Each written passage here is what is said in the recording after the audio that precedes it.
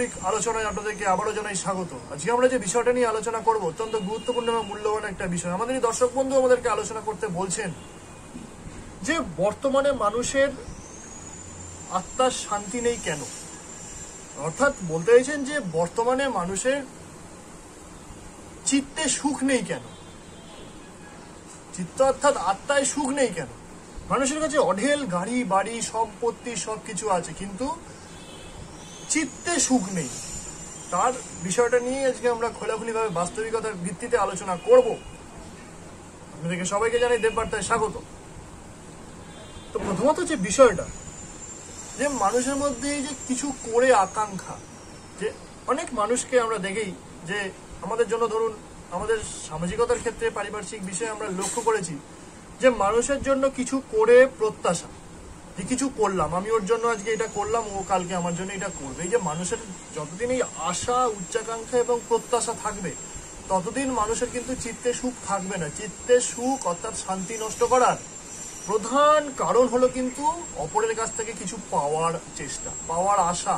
যে আমি মানবিকতার খাতিরে, কখনো মানসিকতার খাতিরে, মূল্যবোধের কারণে কিছু করেছি। প্রচুর মানুষ আছেন এরকম সমাজে যারা মানুষের জন্য করেন, কিন্তু আবার কিছু কিছু মানুষ আছে যারা মানুষের জন্য করে তাদের কাছ থেকে প্রত্যাশা করেন যে তারাও একদিন করবে বা তারাও করবে, বা আমি আজকে ওকে করেছি বলে ও আমার প্রতি কৃতজ্ঞ, বা আমি তাকে এই বিপদটা থেকে বাঁচিয়েছি, বা আমি তাকে এই জায়গাটা থেকে রক্ষা করেছি বলে সে যেন আমার কেনা গোলাম হয়ে গেল। এই ভাবনা চিন্তাটা যে আমি একদিন মানুষের জন্য করেছি বলে সে আমার কৃতদাসে পরিণত হবে, এই মানুষের জন্য এই যে মানুষের যে এই যে এখানে একটা স্বার্থ, তাহলে সেই করার মধ্যে যে মানুষের উপকার করার মধ্যেও কিন্তু মানুষ কিছু কিছু ব্যক্তি আছে যারা স্বার্থ খোঁজে, যে আমার জন্য আমি তার জন্য করেছি কারুর থেকে কিছু পাওয়ার বিনিময়।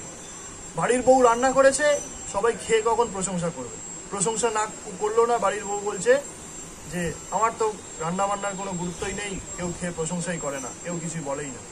এই যে প্রাপ্তি, কোনো কিছুর আশা, এই আশা করাটাই কিন্তু মানুষের বাধা হচ্ছে সুখের পথে। দেখবেন যে মানুষের আশা প্রত্যাশা কম, যে মানুষের প্রত্যাশা কম, যে মানুষ নির্দ্বিধায় মানুষের জন্য করতে পারে, আরে মানুষ হয়েছি মানুষের জন্য করার জন্যই তো। সূর্য তো আমাদেরকে আলো দেয়, সূর্য কি গর্ব করে বলতে আছে যে আমি তোমাদেরকে সারাদিন আলো দিচ্ছি, তোমরা আমার জন্য কিছু দাও? তাহলে কি হয়? এটা হয় না। যে সমাজটা, প্রকৃতি এতই নিষ্ঠুর যে প্রকৃতি আজকে আপনি যার জন্য করবেন সেই কিন্তু আপনাকে গালাগালি করবে। আজকে একটা গাছ, আমরা গাছের কাছ থেকে আমরা এত কিছু পাই, সেই উল্টে মানুষ স্বার্থপরতার কারণে সেই গাছকেই আবার কিন্তু মানুষ কাটছে। মানে যেখান থেকে পাবো, যেখান থেকে খাবো, যার খাবো সেখানেই ছেদ করবো, ইত্যাদি কিন্তু একটা মানসিকতা মানুষের মধ্যে তৈরি হয়ে গেছে। যে আপনি যার জন্য করবেন সেই ওত পেতে বসে থাকবে যে কখন সে আমার জন্য করবে, আমি তার কাছ থেকে পাবো। প্রাপ্তি, মানুষের এই প্রাপ্তি। আজকালকার মানুষ স্বার্থপর মানুষ, যেখানে গাছ থেকে ছায়া পাচ্ছে, গাছ থেকে অক্সিজেন পাচ্ছে, গাছ থেকে ফল পাচ্ছে, সেই ফল বিক্রি করে খাচ্ছে, কিন্তু সেই গাছকেই আবার কেটে কিন্তু ব্যবসার কাজে লাগাচ্ছে, নিজের বিজনেস করছে। তো এটাই হচ্ছে ব্যাপার, যে আপনি যেখানে মাথা নত করবেন, যেখানে আপনার মাথা নত হবে, সেখানে কিন্তু আপনি পদাঘাতে পরিণত হবেন। আপনি যেখানে সহজ হবেন, যার জন্য যেখানে করতে যাবেন, যেখানে মানসিকতা, মানবিকতা, মূল্যবোধ দেখাতে যাবেন, সেখানে কিন্তু আপনি ব্যবহারে পরিণত হবেন। আজকালকার দিনে সমাজ এইভাবেই চলছে। তো যেখানে গাছের কি কোনো প্রত্যাশা থাকে, আজকে যদি গাছ প্রত্যাশা করে বসে থাকতো যে আমি তো অক্সিজেন দিচ্ছি, ফল দিচ্ছি, আবার আমাকেই মেরে কাঠ বিক্রি করে আমাকেই ব্যবসায় কাজে লাগাচ্ছে, আমারই সম্পত্তি নিয়ে, মানে আমাকেই বেচে কাঠের বিজনেস করে বড়লোক হয়ে নিজের সম্পত্তি বৈভব বাড়াচ্ছে। তো মানুষের জন্য করে অযোগ্য মানুষের জন্য কিছু কিছু ক্ষেত্রে আমরা করি, কিছু কিছু ক্ষেত্রে কিন্তু আমরা অযোগ্য মানুষের জন্য করি। সঠিক মানুষের জন্য যদি সঠিক মানসিকতা নিয়ে করি, সঠিক মানবিকতা, মূল্যবোধ নিয়ে করার চেষ্টা করি, তাহলে কিন্তু আমাদের জীবনে কোনো প্রত্যাশা থাকবে না। প্রত্যাশা রাখাটাই হচ্ছে বৃথা। জানতে হবে যেখানে করব, রাস্তাকে তৈরি করা হয় মানুষের যাতায়াতের জন্য, সেই রাস্তাকে পাড়িয়ে মানুষ যায়, কিন্তু রাস্তাকে কেউ মনে রাখে না যখন গন্তব্যে মানুষ পৌঁছে যায়।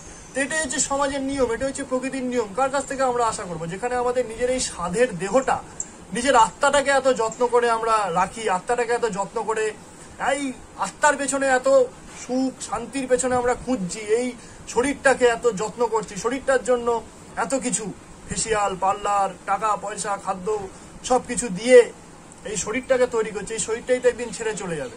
তো সেখানে শরীরটা, নিজের শরীরের কাছ থেকে যেখানে আমাদের কোনো প্রত্যাশা নেই, যেখানে নিজেদের আত্মার কাছ থেকে আমাদের কোনো প্রত্যাশা নেই, যেখানে নিজের শরীর আত্মা আমাদেরকে ধোঁকা দিয়ে চলে যাবে প্রকৃতির কঠোর বাস্তবিকতার নিয়মে, সেখানে আমরা একটা অপর মানুষের জন্য করে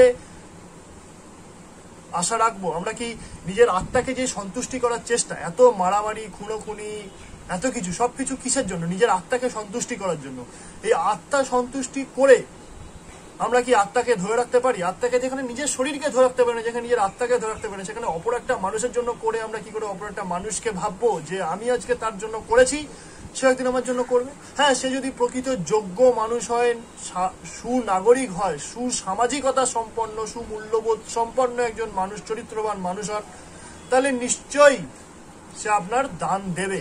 আর আপনি যত পাওয়ার আশা করবেন, যত প্রত্যাশা করবেন, তত আপনি অপমানিত হবেন। রাস্তার ধারের গাছগুলো অবমাননায় বড় হয়, রাস্তার ধারে গাছগুলো কিন্তু অবহেলায় বড় হয়, সুন্দরভাবে গাছগুলো বেড়ে ওঠে। এবং বাড়িতে আপনি যত্ন করে একটা গাছ পুঁতবেন, দেখবেন গাছটা কিছুদিন পরে মারা যাবে। তাই অতি যত্ন বা অতি আশা, অতি প্রত্যাশা, অতি ভালোবাসায় সবকিছু নষ্ট হয়। তাই অতি ভাবনা চিন্তা করার দরকার কি? আপনার যদি মনে হয়, কিছু কিছু ব্যক্তি এমন আছে যে মানুষের জন্য, মানুষকে করে মানুষের জন্য পাওয়ার জন্য, আবার কিছু কিছু ব্যক্তি আছে মানুষকে করে মানুষের নিজেকে মহান প্রমাণ করার জন্য, যে ও আমাকে বলবে যে হা আপনি আমার জন্য করেছেন বলে বেঁচে আছি। মানে কিছু কানে শোনার জন্য, কিছু সাধু মন্ত্র, নিজেকে একটু আত্মতুষ্টি অপরের কাছে, যে অপরে আমাকে বলবে যে আমি আপনার প্রতি কৃতজ্ঞ, এরকম শোনার জন্য কিছু কিছু মানুষ কিন্তু মানুষকে উপকার করেন। আবার কিছু কিছু মানুষ আছেন যারা মানুষকে নির্দ্বিধায় উপকার করেন, তাদের মনেও থাকে না। সেই সব মানুষদের কিন্তু সম্মানটা বেশি প্রাপ্তি হয়। যে মানুষ প্রত্যাশা করে বসে থাকে সে কিন্তু পায় না। যে মানুষ কাজ করে যায়, সম্মান, উপকার, প্রতিদান প্রকৃতি তাকে ফিরিয়ে দেয়। হয়তো সেই মানুষটার কাছ থেকে ফেরোয় না, কিন্তু অন্য কোনো ভাবে অন্য কোনো মানুষের কাছ থেকেই ফেরত পাঠায়। তাই যে মানুষের প্রত্যাশা যত বেশি, এটাই হচ্ছে সুখের পথে বাধা। মানুষের আজকে আত্মতুষ্টি, আত্মসন্তুষ্টি এবং নিজেকে চিত্ত সুখী করতে গিয়ে কিছু সবসময় নিজের গুণগান শুনবো, সবসময় নিজের আত্মাকে সন্তুষ্ট করব অন্য বস্ত্র বাসস্থান দিয়ে, মানুষের সুমধুর কথা দিয়ে। যে মানুষ নিজের আত্মাকে সন্তুষ্টি করতে চায়, সেই মানুষ কিন্তু কখনো সুখী হতে পায় না। তাই যেটা আমরা চাই সেটা আমরা কিন্তু পাই না, আমরা না চাইতে অনেক কিছু পেয়ে যাই। এটা হচ্ছে বিষয়, যে যেটার প্রতি আমরা আশা করে বসে থাকবো সেটা কিন্তু হয় না। দেখা যায় যে অনেক ক্ষেত্রে আমরা মানুষ কিছু কিছু ক্ষেত্রে প্রচুর আশা করে বসে থাকি, আমি এটা হবই, কিন্তু পরিস্থিতির দোষে কিন্তু হয় ঠিক উল্টোটা, যেটা প্রত্যাশা করে না। বলে না যে এটা আমি আশাও করতে পারিনি, যেটা আমার সাথে হয়ে গেল। এরকম বিষয় যে যেটা আপনি আশা করবেন সেটা হবে না, যেটা আশা করবেন না হবে সেটা নিয়ে থেকেই হয়ে যাবে। আপনি মানুষের জন্য করছেন, উপকার করছেন, করুন, আপনার আশা রেখে করতে হবে না। আশা রেখে করলে সেই প্রতিদান আপনি কখনো পাবেন না। কারণ আশায় বাঁচে চাষা। এই যে চাষা আশায় বাঁচে, সেই চাষা কিন্তু জীবনে কোনোদিন ফসল ফলাতে পারে না। সে আশাই করে যায় যে আমি একদিন বড় হবো, আমার খেতে এই করে। তাই নিজের কষ্ট করতে হবে, কাজ করতে হবে। কাজ করলে ফলাফল এমনি নিজের হাতের কাছে এসে, পায়ের কাছে এসে ধরা দেবে। প্রত্যাশা করতে হবে না, নিজেকে চিত্ত সুখে নিজেকে দমিয়ে রাখতে হবে না যে কবে আমি কি পাবো না পাবো। এই দমিয়ে এই আশা করলে কিন্তু জিনিসগুলো হয় না। তাই আমরা মানুষের জন্য নির্দ্বিধায়, নির্বাধায় করার চেষ্টা করি, সামাজিকতার খাতিরে, মানসিকতার খাতিরে, মূল্যবোধের খাতিরে আমরা মানুষের জন্য করার চেষ্টা করি, কোনো রকম আশা না নিয়ে। তাহলে কিন্তু আমাদের চিত্ত শান্তি হবে।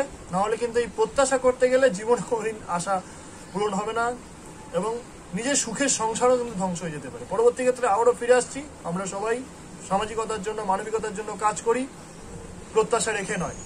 সামাজিকতা, মূল্যবোধ এবং প্রকৃতিতে জন্ম নিয়েছি কাজ করার জন্য, এই মানসিকতা রেখে। পরবর্তী ক্ষেত্রে আবারও ফিরে আসছি। কমেন্ট করুন কমেন্ট বক্সে। নজর থাকুক দেব বার্তায়। ধন্যবাদ।